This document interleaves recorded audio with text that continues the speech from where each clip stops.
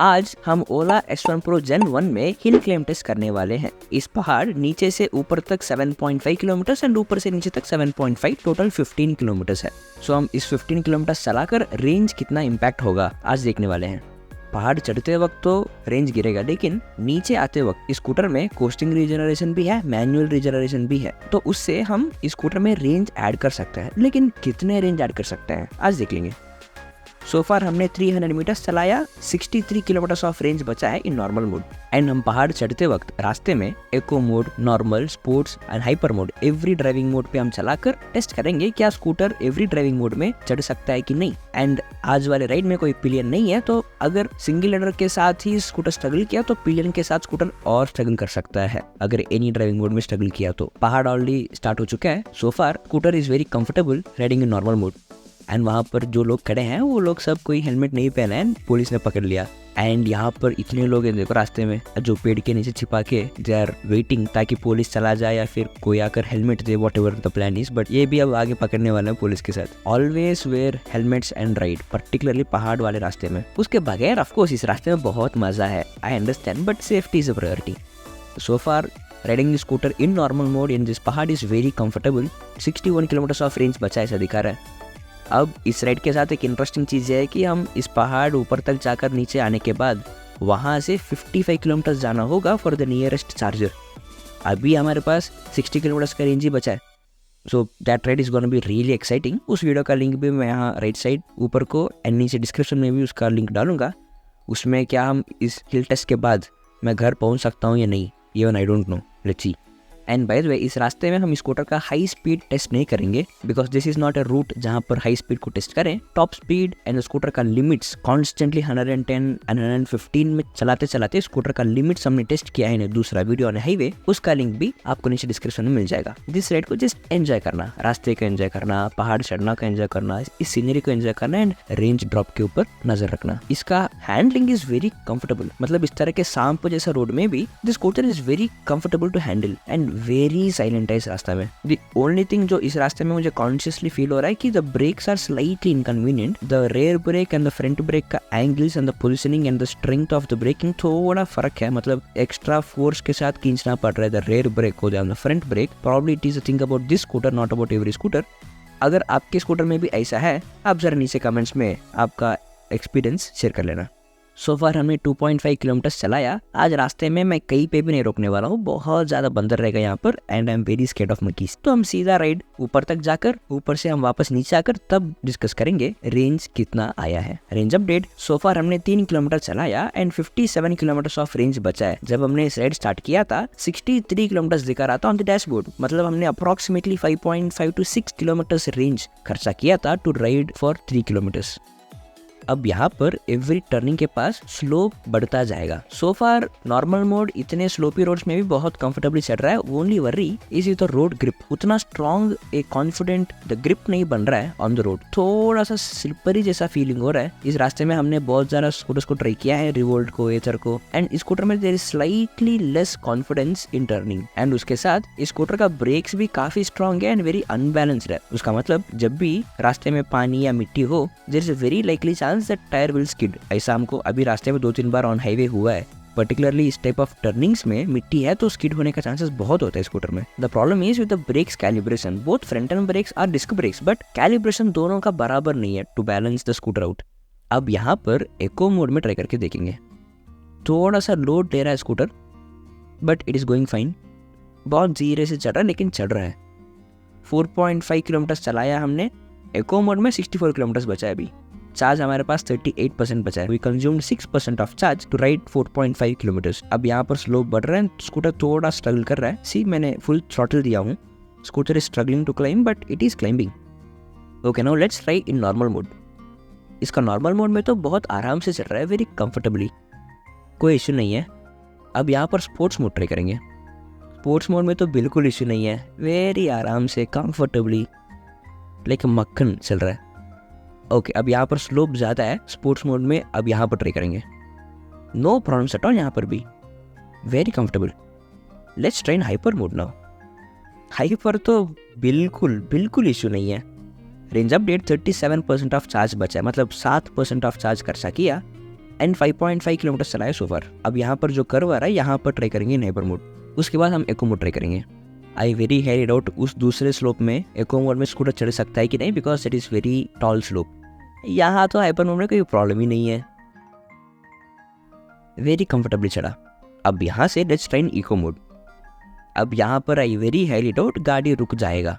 Eco mode not bad, struggle किया लेकिन it climbed. And यहाँ पर भी जो स्कूटर इज स्ट्रगलिंग, बहुत धीरे धीरे से, बहुत कम एक्सेलरेशन से जा रहा है। And by the way eco mode में फ्लैट रोड में भी एक्सेलरेशन बहुत कम होता है, अंटिल फ्रॉम 0 to 25 स्पीड तक एक्सेलरेशन बहुत कम होता है। फिर अचानक से फ्रॉम 25 to 42 बहुत जल्दी एक्सेलरेशन मिलता है। 42 के बाद फिर से एक्सेलरेशन बहुत कम हो जाता है। I am really impressed with this scooter. मतलब normal, sports and hyper mode are amazing. The only concern is about the eco mode. Eco mode में आई फेल्ट एथर एपेक्स में eco mode was slightly stronger than the scooter का eco mode, लेकिन पहाड़ चढ़ते वक्त I don't think हम eco mode try करेंगे, है ना। आई थिंक अब this is the last curve on this hill. So far हमने 7.2 किलोमीटर चलाया एंड 11 किलोमीटर खर्चा किया हमने। यहाँ पर I very highly doubt scooter क्या चढ़ सकता है कि नहीं इको मोड में। Come on.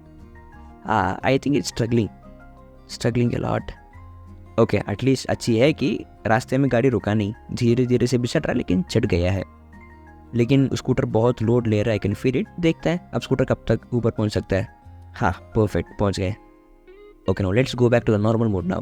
सो फार हमने 7.4 किलोमीटर चढ़ा है, 33% ऑफ चार्ज बचा है, 48 किलोमीटर ऑफ रेंज बचा है इन नॉर्मल मोड। हमने 15 to 16 किलोमीटर ऑफ रेंज का बराबर खर्चा किया in normal mode just to climb 7.5 kilometres. अब यहाँ ऊपर से नीचे जाते वक्त देखते हैं रेंज कितना आएगा। अब this is the most interesting part of the ride. ऊपर चढ़ते वक्त we all knew that normal, sports and hyper mode में स्कूटर चढ़ जाएगा। Eco mode was the interesting part that I really wanted to try. अब यहाँ से the exciting part is ऊपर से नीचे जाते वक्त कितने रेंज हम रीजनरेट कर सकते हैं अगर एक्सेलरेटर करेंगे ही नहीं। Costing regeneration and manual regeneration को ही यूज करते करते अगर चलाएं तो कितना रेंज ऐड कर सकता है। सो फार हमने 2 किलोमीटर ऑफ रीजनरेशन किया on scooter from morning, 7.5 kilometre at trip reading. यहाँ से let's start. It's time to regenerate buddy. Accelerator को ट्विस्ट कर रहा हूँ।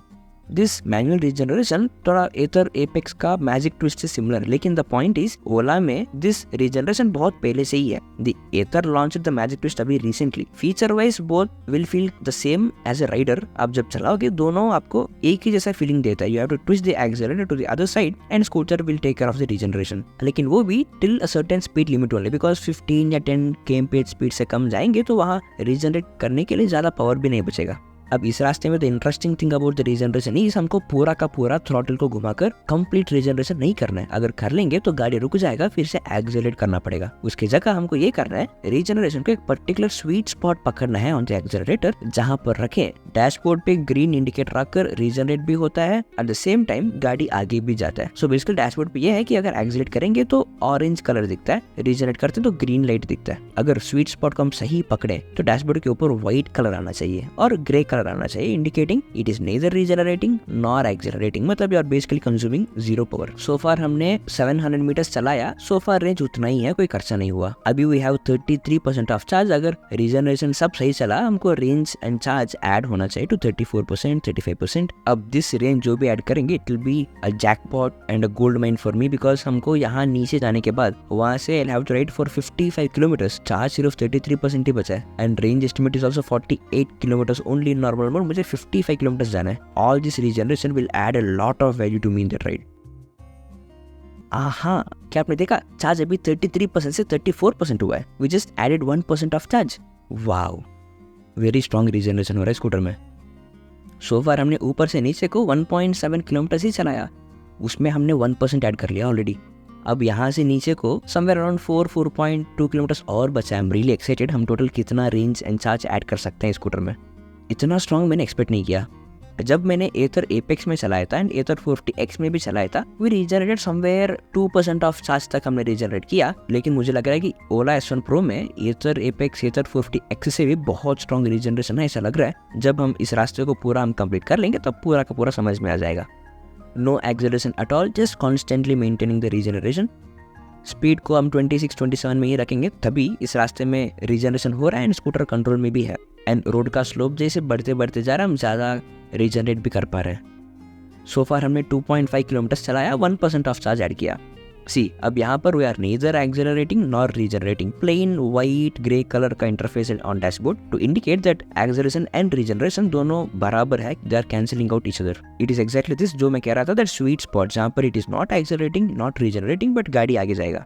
इस रास्ते में स्कूटर के जो बहुत हल्का सा दैट मोटर साउंड, बहुत हल्का सा जो जाने देंगे तो आपको सुनाई भी नहीं देगा, उतना साइलेंट राइड स्कूटर में इस रास्ते में, तो इस साइलेंट राइड का मजा ही अलग है। एंड रास्ते में बहुत सारा रॉयल एनफील्ड बाइक जा रहा है, I am sure you guys would love the sound, लेकिन इस टाइम में तो मुझे लग रहा है कि ओला का साउंड ही बेटर है। आप सबको अगर गाली देना है इस स्टेटमेंट के बारे में, आप जरा नीचे कमेंट्स में दे देना।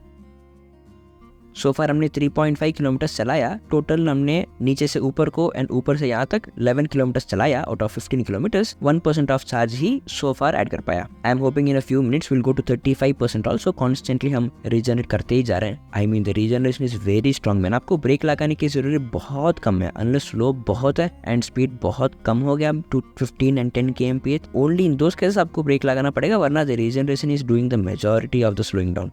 And probably near the hairpin turns के पास थोड़ा कंट्रोल चाहिए स्कूटर में, then maybe you can try to apply the brakes, वरना it is really comfortable with the regeneration only. लेकिन स्टिल आई हाईली रिकमेंड आप brakes के ऊपर अलर्ट रहने के लिए फिंगर्स रखे ही रखें, जब चाहिए तब ब्रेक लगाने के लिए लेट ना हो। हाँ see we just added 1 more percent now, 35% of charge है अब। We started at 33%, now we have 35% of charge. And हमने so far 5.5 किलोमीटर चलाया, 2 किलोमीटर ऑफ दूर और बचा है to completely finish this ride. So basically हमने so far ऊपर से यहाँ तक 5.5 किलोमीटर चलाया and 2% ऑफ चार्ज ऐड किया। वहाँ पर at the end of the road there is still traffic police and सारे लोग यहाँ पर पेड़ के नीचे खड़े हैं जस्ट टू मेक श्योर ये पुलिस के साथ नहीं पकड़े, लेकिन at some point they will have to go, probably they are waiting for their friends to bring the helmets और समथिंग। आज तो बहुत लोग आए हैं बगैर हेलमेट्स। सो फार हमने 6.5 किलोमीटर चलाया, लास्ट 1 किलोमीटर बचा है। हमने सो फार 2% ऑफ चार्ज ही ऐड किया। यहाँ देखो इतने सारे लोग आज पकड़े हैं विदाउट हेलमेट्स। स्मार्ट पुलिस है, they knew where to catch, वो भी एकदम यहाँ टर्निंग के पास। अब यहाँ पर there is a last slope, let's make sure हम जितना हो सके उतना रीजनरेट करें। I hope this regeneration will give extra 1% of charge, जो यहाँ से आगे वाला राइड के लिए बहुत कम आएगा। Okay so finally the hill climb test on Ola S1 Pro Gen 1 अब ये फाइनली खत्म हो चुका है। Throughout the ride we completed a distance of 15 kilometres, नीचे से ऊपर तक 7.5, ऊपर से नीचे को 7.5। Throughout the ride the performance was really interesting. मतलब in the driving modes normal, sports and hyper mode the scooter was absolutely smooth, कोई प्रॉब्लम ही नहीं है। इनफैक्ट द हाइपर मोड में तो it was like makkhan, very comfortably आराम से चढ़ा है। इनफैक्ट स्लोप के टाइम में भी it was so strong that you can even overtake vehicles. लेकिन the interesting part, eco mode struggle करता था, जब स्लोप ज्यादा हो जाए it was struggling a lot. एक स्लोप के पास ऑलमोस्ट रुक जाने वाला था, barely it made it. Eco mode was struggling a lot. In fact, ये इसलिए इंटरेस्टिंग लगा because I was trying to compare from Ather Apex and Ola S1 Pro, और in fact Ather 40X with Ola S1 Pro. Ather में Eco mode was slightly stronger than Ola S1 Pro, ऐसा लगा मुझे। It was comfortably climbing in Ather. इसमें it was slightly struggling, but you can compensate that on sports mode और hyper mode और even normal mode on Ola S1 Pro because इसमें range भी ज्यादा है। आपको रेंज ज्यादा खर्चा भी हो, it won't be a problem. So हमने नीचे से ऊपर तक 7.5 किलोमीटर के लिए 11% ऑफ चार्ज खर्चा किया, which is almost equivalent to 16 kilometers in normal mode on Ola scooters. लेकिन ऊपर से नीचे आते वक्त हमने 2 किलोमीटर ऑफ रेंज ऐड किया था just by manual regeneration. Very strong regeneration है। In total हमने 15 किलोमीटर नीचे से ऊपर, ऊपर से नीचे for 15 kilometers we consumed a charge of 9% because ऊपर जाते वक्त 11 कंज्यूम किया, वापस आते वक्त 2 ऐड किया, so we consumed a total of 9% of charge, which is equivalent to some 10-11 kilometers in normal mode in Ola S1 Pro. So now मैं next weekend में कौन से स्कूटर पे रेंज टेस्ट और मैं हिल क्लाइंब टेस्ट करूं, आप जरा नीचे कमेंट से बता देना। चलो